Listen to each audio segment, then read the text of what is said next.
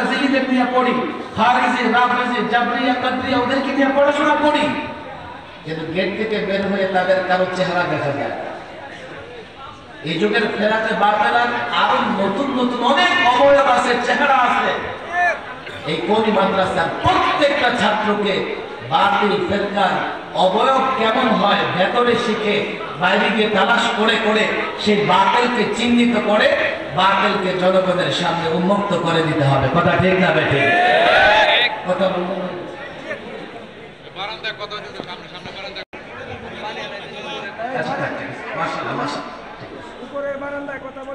আমার কথা বোঝা যায় তো? শুধু কথাগুলো শুনেন, দেখেন কথাগুলো শুনেন, আমি শেষ করবো, লম্বা সে মহিবল আমার দিকে তাকান আপনারা। এই ফেতনাগুলো প্রত্যেক যুগে যুগে ফেতনার নতুন নতুন অবয়ব হয়। যেমন এখন একটা ফেতনা আমাদের এই ছাত্র মুফতি রিজওয়ান রফিক এটা নিয়ে কাজ করতেছে, হিজবুত তাওহীদ। এর একটা ইমাম আছে, ইমাম আছে না নাই? ইমাম না, সে হলো ইমাম। তার চেহারা দেখলে বোঝা যায় সে কতটা ইমাম। আল্লাহ মাফ করুন, আমি এগুলো চিহ্নিত করতে চাই না। আমি এক একটা ফেরকা চিহ্নিত করলে আমার সময় লেগে যাবে। আমি যেটা মৌলিক কথা বলি, আগেরকার যত ধর্মগ্রন্থ আছে, তাওরাত, জাবুর, ইনজিল, কোরআন আসার পরে মানসুখ হয়ে গেছে, এগুলো আর এখন কোনোভাবেই আমলযোগ্য না। ভালো করে বুঝেন, কিছু ধর্ম আছে মানব রচিত। যেমন এক ধর্মের লোকেরা ৩৩ কোটি দেবতার পূজা করে, আছে না নাই? আমি একসময় ভাবতাম এটা মনে হয় মানুষ ঠাট্টা করে বলে, পরে দেখলাম যে না। আমি যখন ধর্মের নানা ধর্ম নিয়ে বিশ্লেষণ করা শুরু করলাম, তখন দেখলাম না ঠাট্টা করে বলে না, আসলে ওরা ৩৩ কোটি দেবতার পূজা করে। আমি তখন পেরেশান হয়ে গেলাম, এক আল্লাহর গোলামি করতে পারি না, ওরা ৩৩ কোটির গোলামি কেমনে করে? এক আল্লাহকে সন্তুষ্ট করতে পারি না, ৩৩ কোটিকে সন্তুষ্ট কেমনে করে? পরে বুঝলাম আসলে ওদের কাছে সন্তুষ্ট করা, গোলামি করার তো কোনো সুযোগ নাই, কারণ সে তার খোদাকে নিজেই সৃষ্টি করেছে। আমাদেরকে আমাদের খোদা সৃষ্টি করেছে, কথা ঠিক না বেঠিক? আর সে যার সামনে সেজদা করে, যদিও খোদা বলে, আসলে ওইটা তার খোদা না, সে তার খোদা। সন্তুষ্ট করার দরকার নাই। ২-৪-৫ দিন একটু ঢোল ডগর পিটায় ফোটায়া ৫ দিন পরে বিসর্জন, খোদ খোদারাই বিসর্জন দিয়ে দিল। আসমানি যত ধর্ম আগে ছিল, মানব রচিত যত ধর্ম আছে, ভালো করে বুঝবেন, মানব রচিত ধর্ম নিয়ে কথা বলার কোনো দরকার নাই। এগুলো অনুর্বর মস্তিষ্কের কল্পনা প্রসূত কিছু কল্প আর কাহিনী। এগুলার কোনো না বাস্তবতা আছে, না এগুলো কোনো লজিক আছে, না কোনো যুক্তি আছে। যুক্তি থাকলে আপনি এই জায়গায় আসেন, তুমি যা তৈরি করেছো, এটা তোমার সৃষ্টিকর্তা কেন না, বরং তুমি এটা তার সৃষ্টিকর্তা। আল্লাহ মাফ করুক, বুখারী শরীফের এক বর্ণনা এবং এসছে, সাহাবী পরবর্তীতে বলে যে আমরা কত বোকা ছিলাম। কেন? আমরা আমাদের খোদা কেমনে চিহ্নিত করতাম, সিলেক্ট করতাম।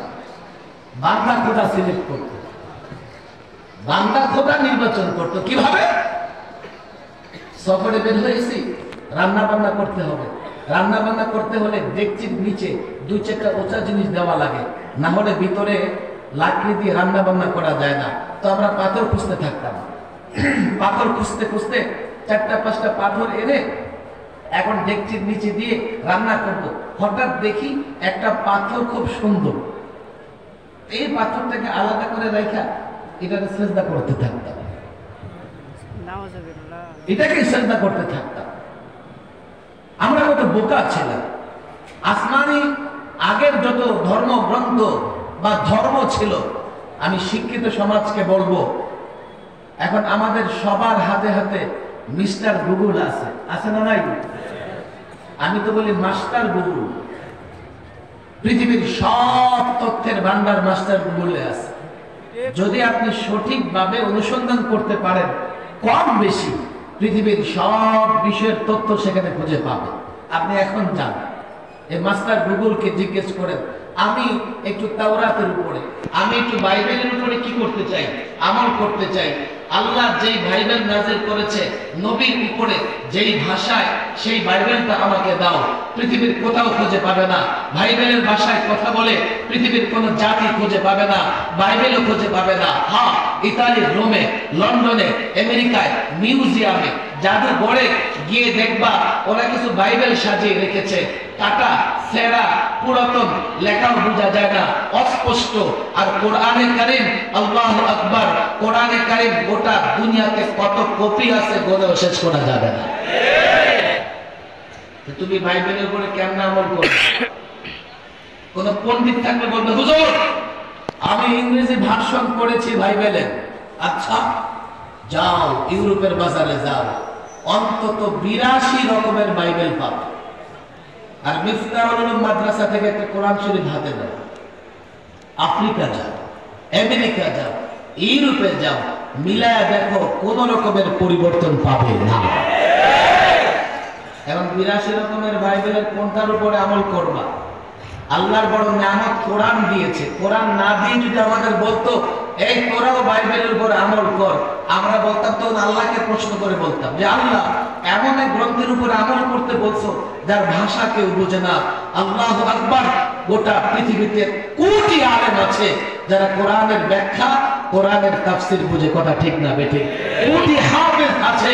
যদি আজকে এমন হয় গোটা পৃথিবীর সমস্ত কোরআনের কপিগুলো জ্বালিয়ে দেয় বা এর থেকে লেখাগুলো মুছে যায়, কাল সকালের 1 ঘন্টা 1 মিনিটও লাগবে না।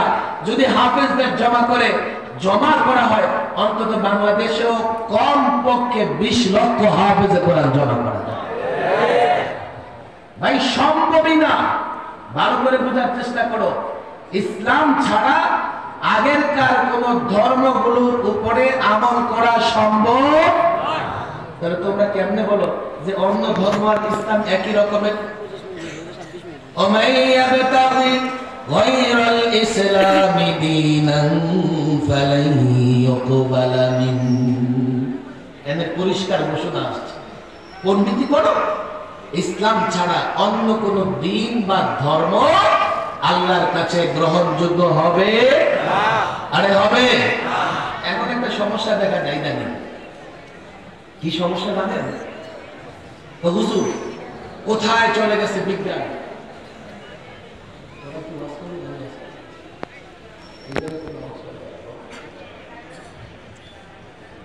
মানুষের কষ্ট হইতেছে, দাঁড়ানোর জায়গা নেই। আমি শেষ করে দেব, কথা বলবো। এখন বিজ্ঞানের যুগ, কথা ঠিক না বেঠিক? মঙ্গল গ্রহে প্লট বিক্রি হইতেছে, কিনছেন কেউ? আরে জানেন না বিক্রি হইতেছে সস্তায়। মঙ্গল গ্রহে প্লট বিক্রি হয়, তাও কত $60-70 একটা মঙ্গল গ্রহে প্লট কিনতে পারবে। আমি একবার কেনার ইচ্ছা করছি, পরে চিন্তা করলাম একটা শর্তে কেনা যায়।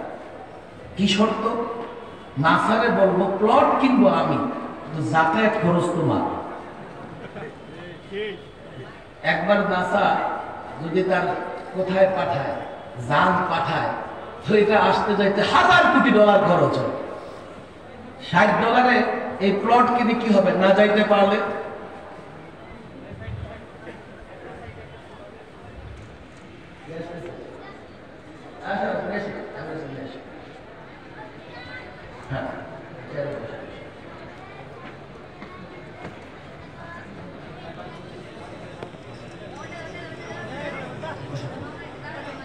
অনেক শিক্ষিত মানুষ এমন আছে যারা মনে করে বিজ্ঞানের যুগে ধর্ম চলে না। এটা মনে করে কি করে না?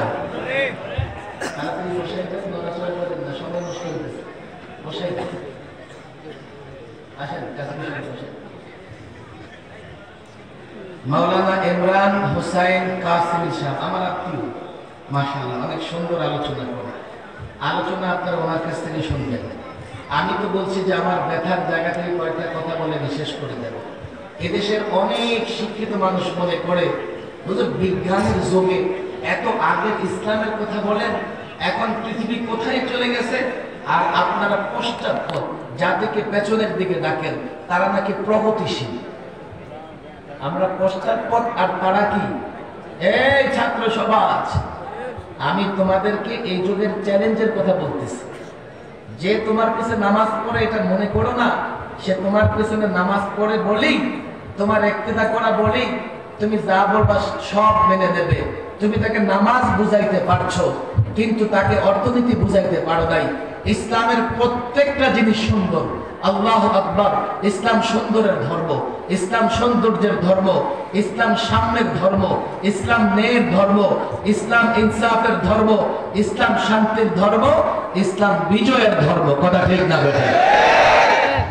তুমি তাকে নামাজ বুঝাতে পেরেছো, তো তোমার পিছে ইক্তেদা করে দাঁড়ায় থাকে, কিন্তু তুমি তাকে বলো যে ইসলামের যেমন নামাজ আছে, ইসলামের অর্থনীতি আছে, আছে না নাই? ইসলামের বিচার ব্যবস্থা আছে না নাই?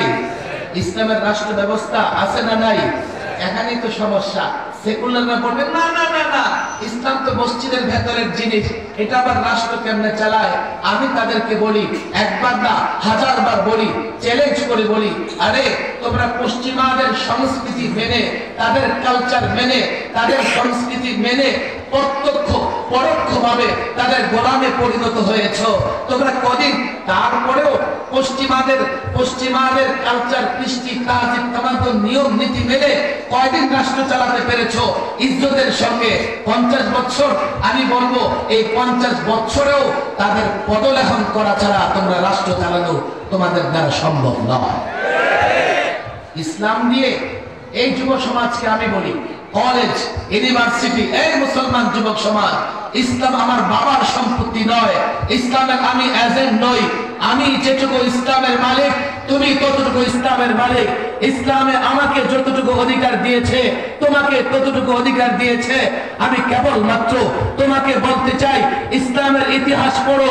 তোমার মতো মুসলিম যুবকরা, তোমার পূর্বপুরুষ মুসলিমরা ইসলামের কারণে কোরআন হাতে নিয়ে 50 বছর নয়, 500 বছর নয়, 1000 বছর গোটা দুনিয়া শাসন করেছে। আল্লাহর কসম, তোমার পূর্বপুরুষ মুসলিম শাসকরা যখন গোটা দুনিয়া শাসন করেছে, পশ্চিমারা পদাগত ছিল। আল্লাহর কসম, তাদের অনুসরণ করে তাদের পদলেখন করা ছাড়া তুমি রাজনীতি করতে পারছো না। কে বলেছে ইসলাম দিয়ে রাজনীতি করা যায় না? আজকে ইউরোপ বলো, আমেরিকা বলো, তোমার মতো মুসলিম যুবকরা ইসলাম দিয়ে রাজনীতি না করলে স্পেন 700 বছর শাসন করে